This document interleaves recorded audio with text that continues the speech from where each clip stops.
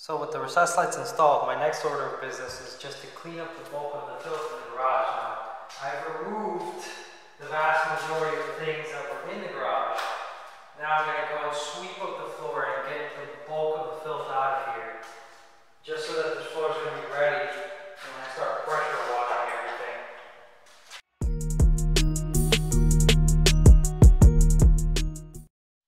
Another important area for me to repair was some very poorly done drywall work by the previous owners.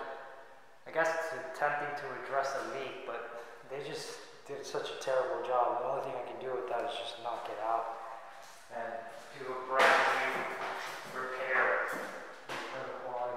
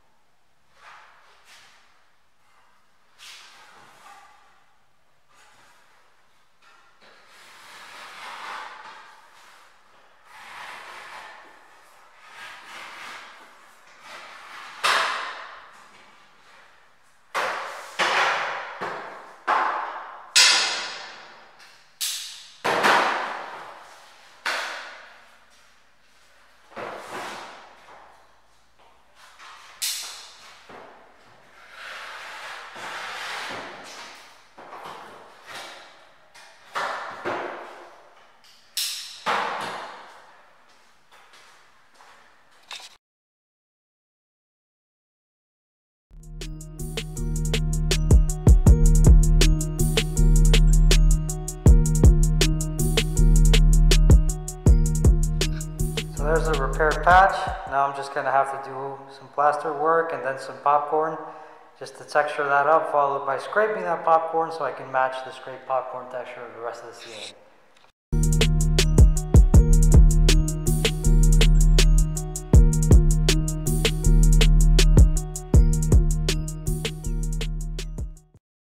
I went a little crazy last night, slapping plaster everywhere, as you can see, but there's so many holes and I wanted to fill them up. There's, again, just a million things that were hung on all of these walls throughout the course of this house,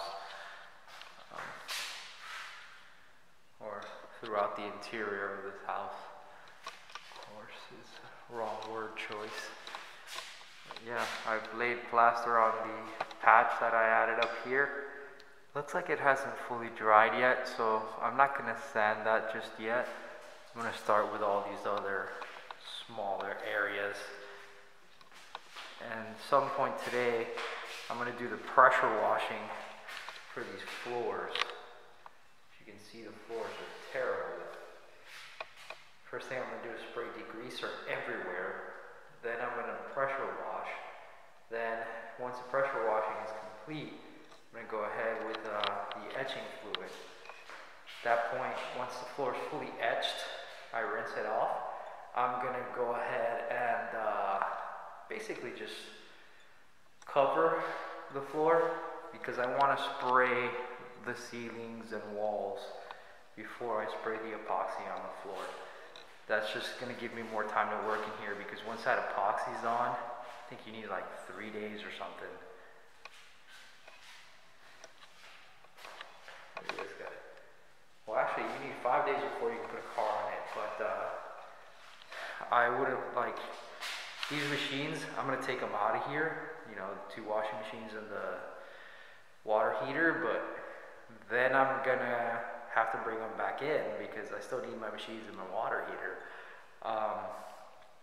So ideally, I'm going to let the epoxy dry for a while before I go and, you know, put these guys, you know, back in because I don't want to risk damaging the epoxy. Yeah, here's a pressure washer I'm going to use. 4,000 psi. Monster unit. It's going to rip the filth right out of this floor. It's going to look probably like it's been edged right when I'm done with this pressure washer. It leaves my sidewalks ridiculously clean, so I expect it'll do a great job in here. Fortunately, it's not mine.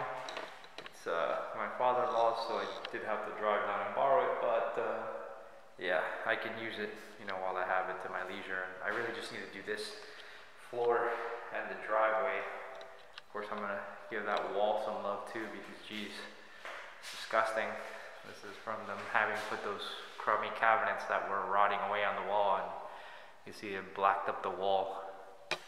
I also don't think they ever painted the wall there to start with. So yeah, there's that.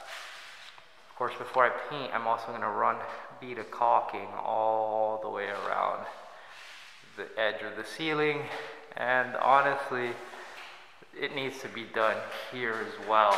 Basically, wherever drywall meets masonry, there's a bunch of cracks,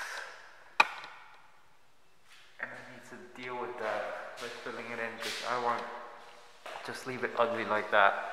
I'm going to go around with caulk and fill all that mess up. Just not have this ugliness anymore. Of course, before I can even paint, I'm gonna have to cover all those rails and all of my brand new garage door, because I'm not gonna damage that with overspray. You see how these brackets have been painted over by like hand? It's such a terrible job. You should never paint metal with house paint. It's like a huge frustration of mine. I don't know why people do that. Just get some tape and cover that mess. But now that they've already painted it and ruined it, what I'm gonna do is I'm gonna cover up all the nice new metal so that I don't damage it like that. And then these old ones, I'm just gonna make sure to give them a proper spray job with house paint, which I hate to do, but whatever, it'll make them uniformly white and they'll match, you know, everything else. It'll probably look cool. And the metal will pop against this. I'm also gonna run new electrical along this wall so I can have my machines installed here. And this wall here is going to be my accent wall. I'm going to make this a dark gray color, and I'm going to paint the door to match. And that's a great idea, especially because how disgusting this is.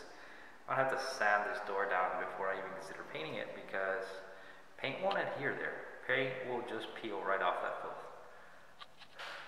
That's all over the edge of this door. So yeah, I'm going to probably also remove this door, sand and paint.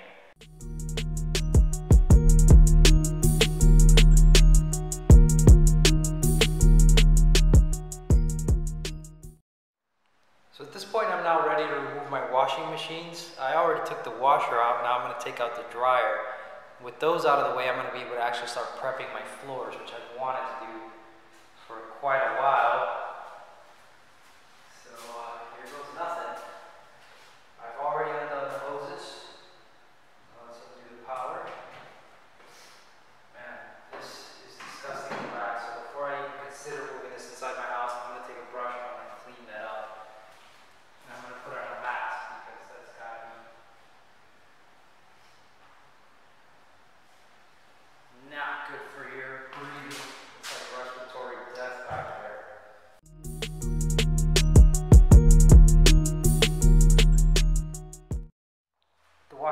Out of the way, I can finally get rid of the bulk of this carpet before I start working on disconnecting my water heater.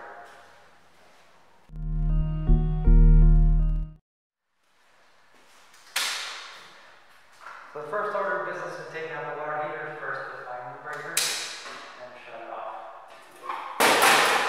That done, we got to close off the water supply to the water heater.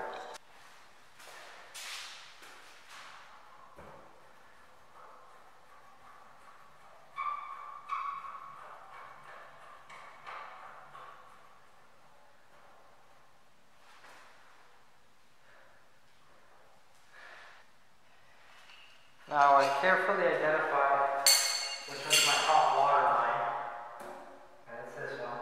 You feel it's nice and hot. This is the cold water in. It's also got logos on top that tell you that. You see it says hot. Just hold on that side. I'm gonna undo my cold line first, then I'm gonna undo my hot line.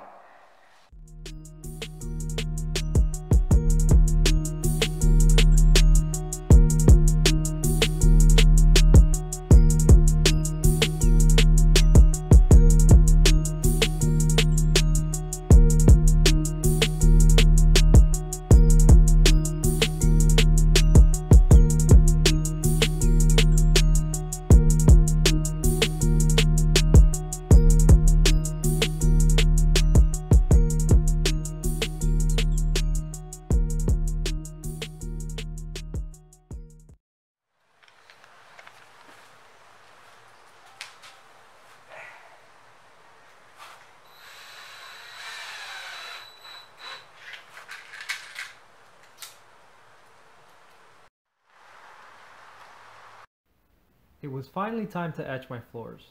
I used a Rust-Oleum floor etch that I got for a good price at the hardware store.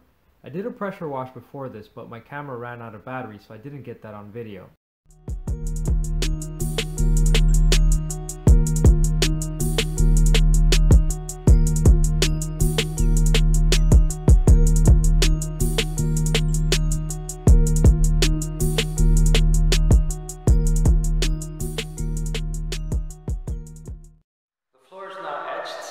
I ended up using not just the Rust-Oleum floor edge, but also went back in with muriatic acid afterward. These are the results. Now, keep in mind the floor is not perfectly dry. It's drier in some areas than others, but where you see it's very whitish, that's where it's mostly dry, and there you can really appreciate the effects of the etching. So basically that's just opening up the pores of the concrete so that we can paint it and the paint will really adhere because it seeps into the pores and it's not just sitting on top of it. Now before I paint this floor, I'm actually going to do all the walls and the ceiling, obviously because, you know, I would have to cover the floor if I were going to paint everything regardless. And another thing is I want to use my paint gun to shoot the epoxy on the floor, and I have a fear that I won't be able to fully clean the gun and then be able to spray the white paint on the walls with very in an easy fashion. So I'm thinking I'm going to spray the ceiling and the walls first with the floor completely covered in plastic, and then I'll lift up the plastic, I'll tape off the walls, and I'll paint the floor. So I bought all this plastic sheeting from Home Depot, and I'm going to be using it to cover the floors. Hopefully it'll be more than enough, and I'll also be able to cover up my garage door and a few other things.